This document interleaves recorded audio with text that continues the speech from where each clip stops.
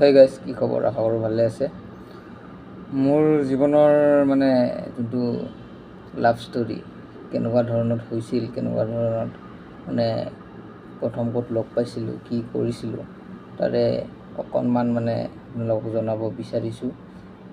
কিছুমান ভুল বহুত কৰিছোঁ জীৱনত, হয়তো আপোনালোকে নকৰে বা পিছলৈকে যাতে নহয়, বা বহুতখিনি বস্তু শিকিছোঁ মোৰ লাভ ষ্টৰীটোৰ পৰা। তো যাতে মানে কেনেকুৱা কি সেইটো যাতে নকৰে জীৱনত, মানে কেনেকুৱা কি সময়ত কি কৰিব লাগে, মানে বৰ্তমান সময়ৰ লগত কেনেকৈ কি কৰিব লাগিব তাকে মানে ক'ম।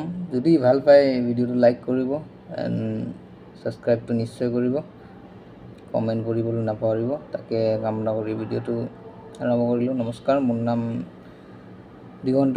মইতো মানে গুৱাহাটীতে থাকোঁ, মোৰ ঘৰ গুৱাহাটীতে। যেতিয়া মানে মই তেতিয়া সময়খিনিত পঢ়ি আছিলোঁ, ধৰক ক্লাছ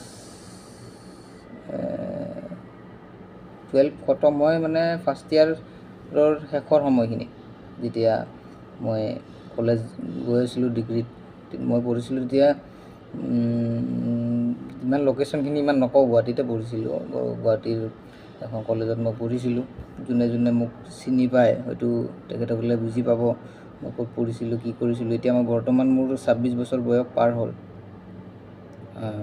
এইবাৰ মানে সোমাইছোঁ 26 বছৰ বয়সত। যোৱা বহাগতে 28 তাৰিখে মই হৈ গ'ল।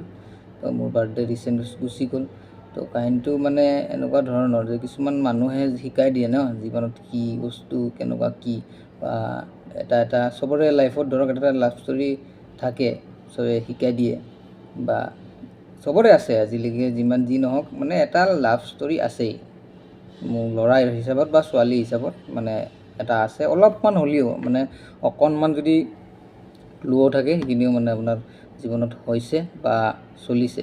তাকে মোৰ জীৱনটো লাভ ষ্টৰী আছে, ময়ো মোৰো ভালপোৱাজনী বা ভালপোৱা কাহিনীটো মই আছে, সেইখিনি মই আপোনালোকৰ মাজত শ্বেয়াৰ কৰিব বিচাৰিছোঁ। যদি ভাল লাগে তেনেহ'লে চেনেলটো ছাবস্ক্ৰাইব কৰি দিব। আৰু মই তেতিয়া পঢ়িছিলোঁ, ক'লোঁ ন আপোনাক যে ফাৰ্ষ্ট চেমৰ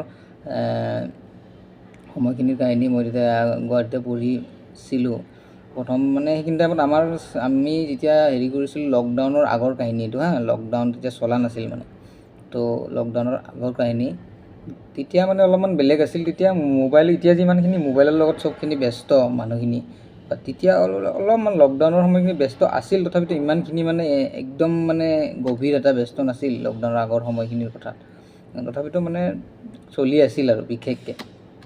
তো মানে যেতিয়া ফাৰ্ষ্ট চেমৰ এক্সাম হৈ গ'ল, কিবা হ'ল, তেতিয়া হৈ গ'ল। তেতিয়া মই চবতকৈ মানে মোৰ এটা স্বভাৱ বেয়া আছিলে যে ফেচবুকটোত মানে এনি টাইম চিনি পাওঁ নাপাওঁ যি নহওক, মানে এনি টাইম মানে হাই হেল্ল' যি নহওক ছোৱালীবিলাকক মানে পূৰা মেছেজ দি আছিলোঁ, পূৰা একদম লাগাতাৰ।